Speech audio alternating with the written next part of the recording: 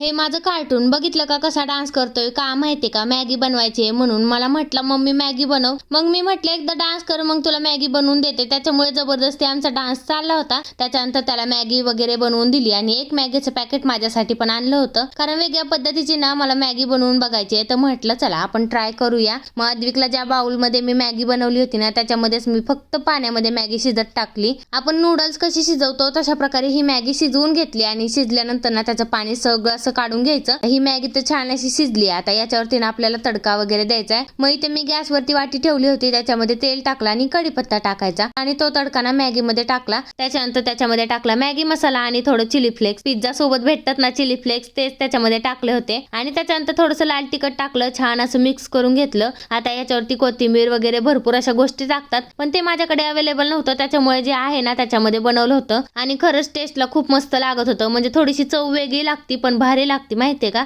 मग सगळी अशी मॅगी मस्त पोटभर खाल्ली. आता मग काय पेट पूजा झाली. मग आता काम दूजा मस्त इथे काम करायचं चाललं होतं. का माहितीये का भांडी घासून घेऊया म्हटलं आणि खरं सांगू एकदा जेवण केलं ना की काहीच काम करावं असं वाटत नाही. पण माझं स्वतःचं काम थोडंसं हलकं होईल ना त्याच्यामुळे माझ्या इथे भांडी घासायचं चाललं होतं आणि भांडी घासल्यानंतर तर कुठे निवांत बसले. यांनी म्हटले मला काहीतरी छान असं खायला बनव, कारण त्यांना आज ना थोडंसं उशिरा कामाला जायचं होतं त्याच्यामुळे. आणि त्या आमच्या हंड्याला ना टॉवेल लावला होता. का माहितीये का आमचं फ्रीज बंद पडलंय. मग थंड पाणी पिण्यासाठी काहीतरी जुगाड म्हणून या हंड्याला टॉवेल लावला होता. त्याच्यानंतर मी इथे एक कांदा घेतला होता आणि तो छान असा गोल कट करून घ्यायचा. आता मी काय बनवते तर एग रोल बनवायचे मला थोडेसे वेगळ्या पद्धतीने. आणि एक अंड पण मी शिजवून घेतलं होतं, त्याची साल वगैरे काढली आणि त्याला पण असं गोल गोल कट करून घ्यायचं. लगेच इकडे गॅसवरती ना पॅन वगैरे ठेवला. मग तो पॅन गरम होता तोवर म्हटलं छान असं वाटीमध्ये अंड फोडून घेऊया. मग त्याच्यामध्ये टाकलं थोडंसं लाल तिखट, चवीनुसार मीठ आणि ते छान असं मिक्स करून घ्यायचं. मग लगेच इकडे पॅन वरती ना तेल वगैरे टाकून घेतलं आणि त्याच्यावरती कांदा छान असा फ्राय करून घ्यायचा. कांदा फ्राय झाला की लगेच त्याच्यावरती ना शिजलेले अंडे पण छान असे आपल्याला फ्राय करून घ्यायचे आणि त्याच्यावरती लगेच टाकायचं आपण फोडलेलं अंड. म्हणजे आपल्याला पोळी बनवून घ्यायची अशा प्रकारे. मग त्याच्यावरती ना चपाती टाकायची आणि चपाती पण छान अशी कडक क्रिस्पी होईपर्यंत त्याला भाजून घ्यायचं. मग त्याच्यावरती ना थोडंसं टोमॅटो केचप टाकलं. आता याच्यावरती आपण व्हेजिटेबल पण टाकू शकतो, पण मी म्हटलं असं पण छान लागेल. मग मस्त असं रोल करून घेतलं आणि कट करून घेतलं.